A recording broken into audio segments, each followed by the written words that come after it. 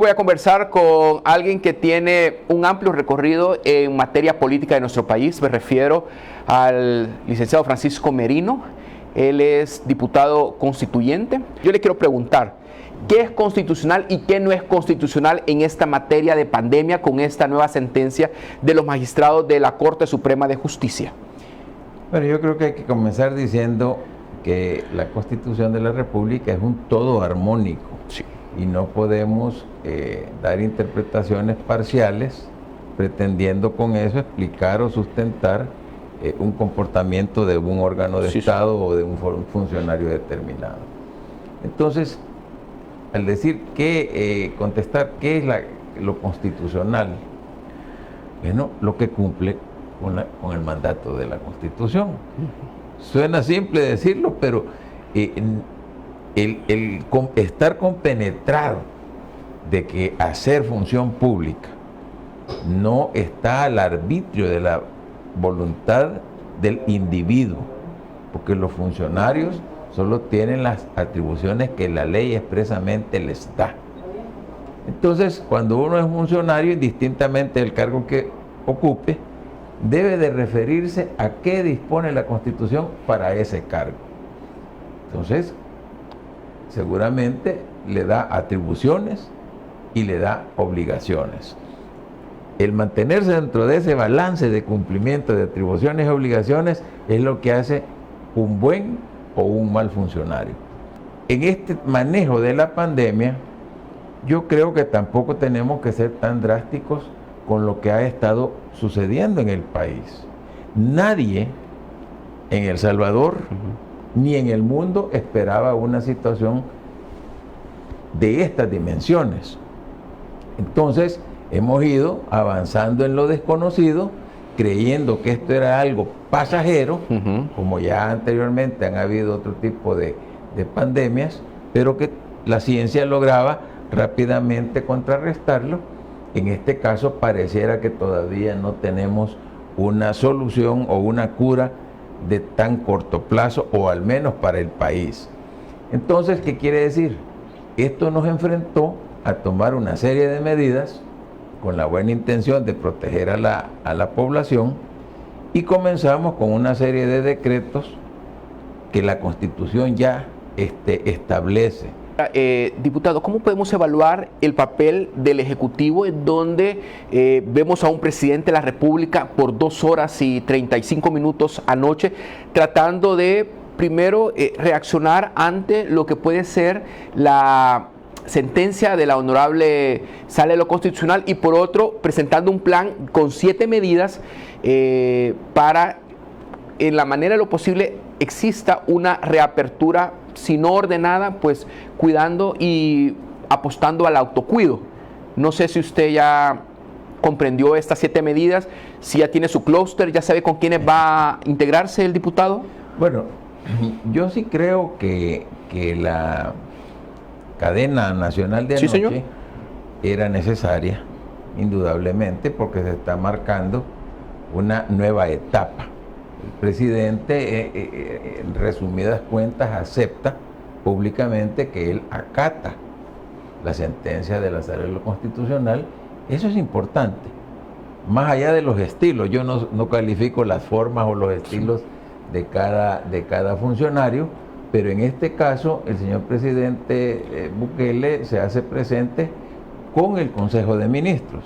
El Consejo de Ministros es una instancia constitucional y hay que acostumbrarse a eso. Es como una gobernanza, él está ordenando y está conduciendo un Estado. Atribuciones, tiene mandatos dentro de la Constitución y leyes secundarias para esa instancia del Consejo de Ministros. Y toca que cada ciudadano, cada persona asuma mayor responsabilidad en su cuidado, es decir, el autocuido, pero le están dando una guía de procedimientos que deberán realmente aplicarse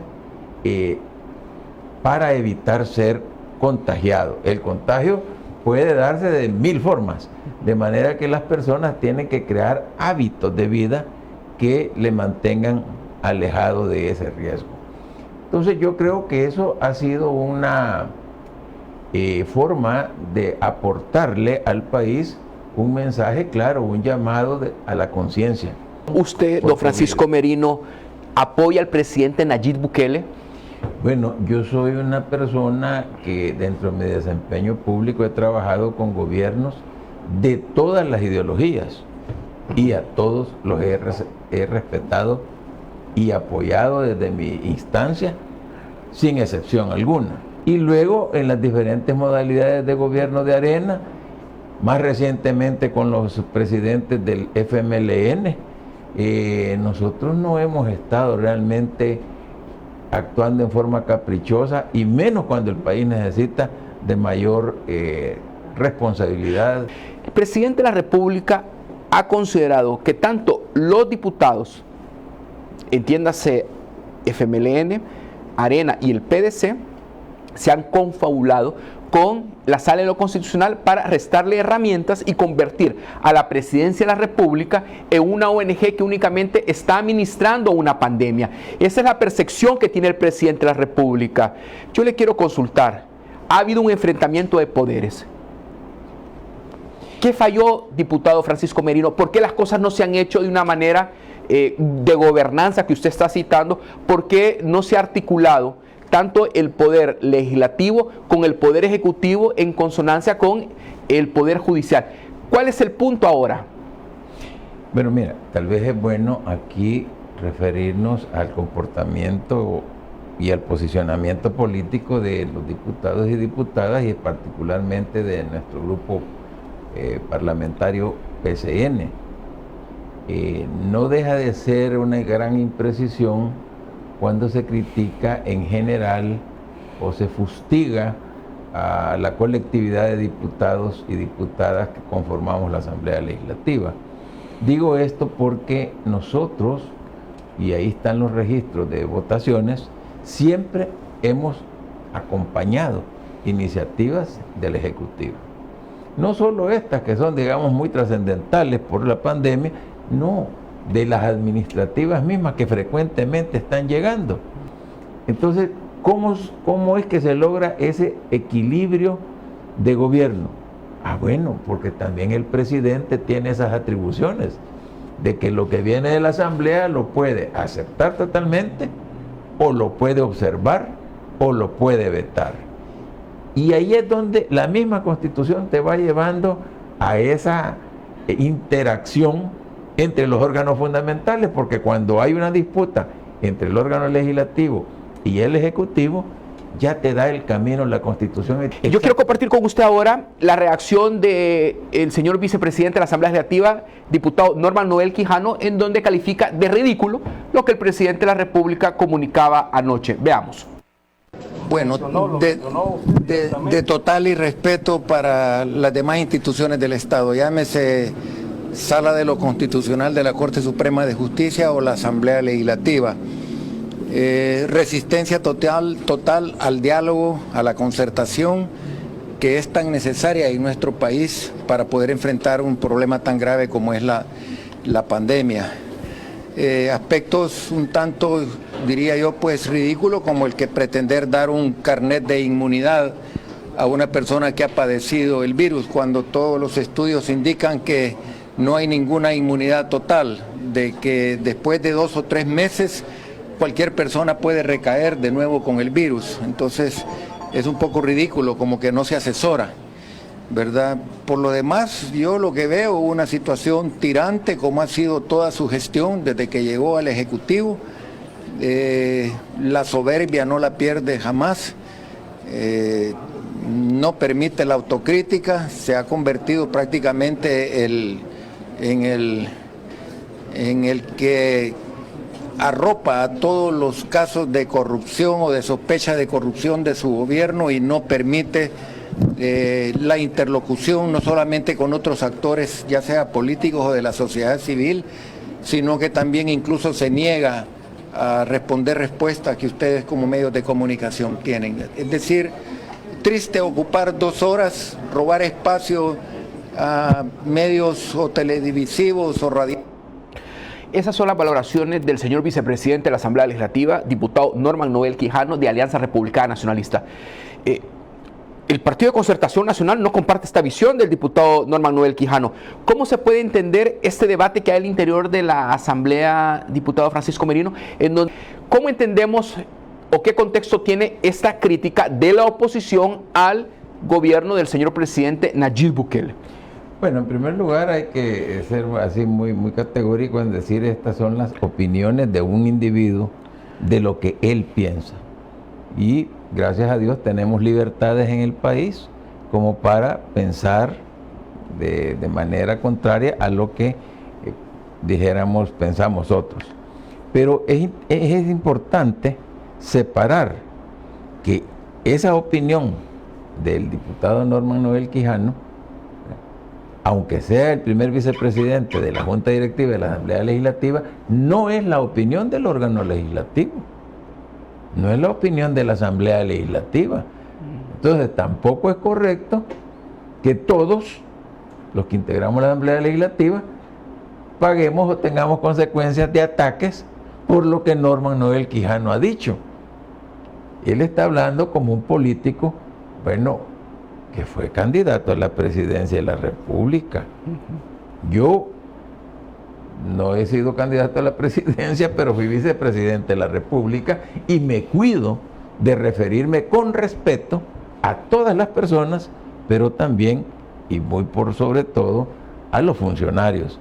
Otros ahí estaban y se hicieron los locos, que son, pues sean de mi partido. Solo faltaron 7 votos, 7 votos. Por eso, fue matemático.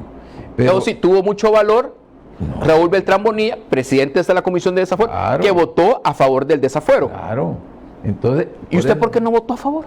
No, precisamente. Primero a favor no voté porque no tenía yo informe, y Raúl Beltrán sabe perfectamente que esos insumos que ellos tuvieron no los tuvimos nosotros como grupo parlamentario. Uno. Pero igualmente en contra, no podía ser yo un juzgador de algo que no conocía. Entonces, bueno, como sabía que en mi grupo parlamentario había cierta posición, dije, yo voy a ser franco en decir, yo me estoy absteniendo. ¿Y eso es políticamente correcto? Es correcto porque existe esa votación de abstención, o favor, en contra, abstención. Ahora, el que está en el pleno y no vota de ninguna manera, eso no es cierto que está salvando su voto. Viene, por ejemplo, el proyecto de los 40 millones de agricultura. Dicen algunos colegas, eso yo no lo he verificado, que ya se ejecutó una cantidad superior a la que estaba presupuestada. Eso quiere decir, o podría entenderse, que han hecho transferencias de otros rubros, y habrá que ver si esos rubros se van a tener que digamos que financiar. Ese dinero todavía no se sabe y esperamos que mañana quede aclarado el punto, porque es una imputación muy seria la que algunos diputados están haciendo.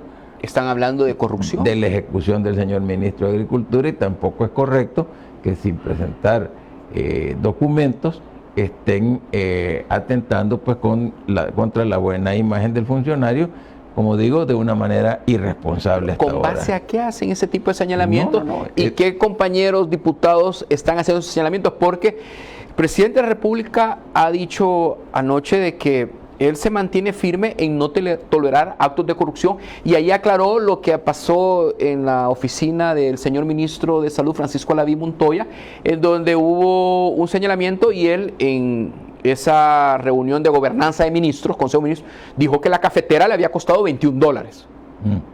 Y lo aclaró.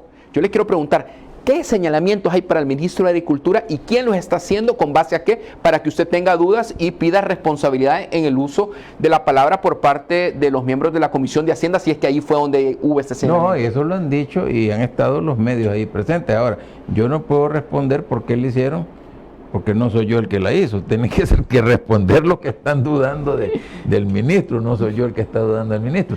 Lo que sí es importante en este caso, miren, El Salvador, lo voy a decir así muy francamente, está golpeado, porque históricamente han estado saqueando el país.